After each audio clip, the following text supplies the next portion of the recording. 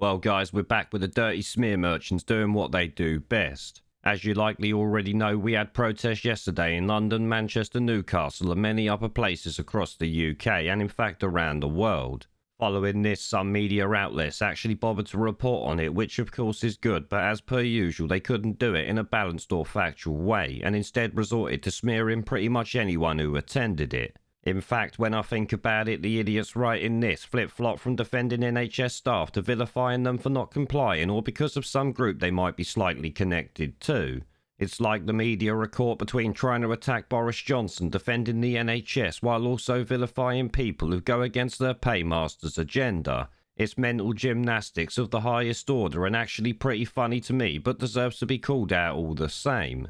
Now, as per usual, the numbers they claim attended are massive underestimates, and like I said, the article itself is really just a smear job when it gets down to it.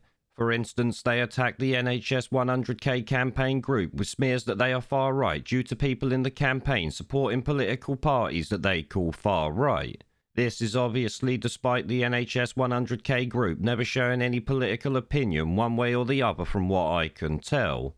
Of course, this is just a way to try and stem the flow of people who are likely to support these groups, but the Streisand effect is real, as you know.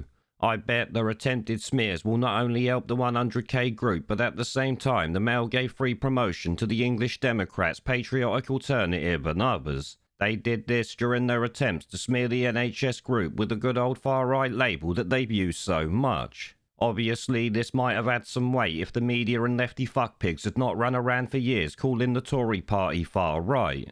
Obviously, the Tories are about as right-wing as Jeremy Corbyn, and since the media call everyone far-right, the word actually has no meaning anymore, so I do love how stupid these media tosspots are, it's gotta be said. Now, obviously, it's not just campaign groups that they smeared in this, but the average person who's just there standing up for what's right, you know, bodily autonomy. And in fact, it actually says a lot that the media will scream about bodily autonomy when it comes to abortion rights, but is radio silent on this one. I guess they must be getting paid.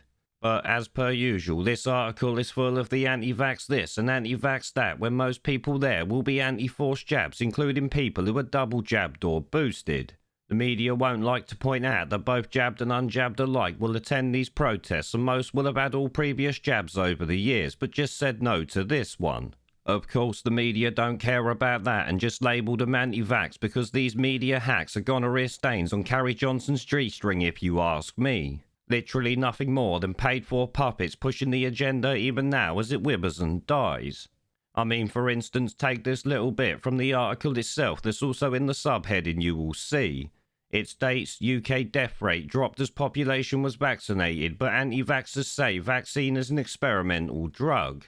Obviously, this has me saying how the hell does that make any sense when it comes to refuting the claims it's an experimental drug? Of course it bloody don't. It's complete bullshit because it being experimental is not a comment on its efficacy, you twat. They are merely pointing out the fact that clinical trials have not finished yet, which I have to say is literally a fact. AZ was due to end October 2022, Pfizer February 2023, and Moderna I think was October 2023. That is from memory, so I could be out by a month or two. Either way, they have not completed all phases of their trial, so therefore the term experimental is correct. But essentially, that's all I have for you on this one. It was just a smear job that I thought was worth calling out. The dozy fuckers are going to keep doing this until, of course, the narrative is completely dead. It just shows they're being paid to push out this bollocks.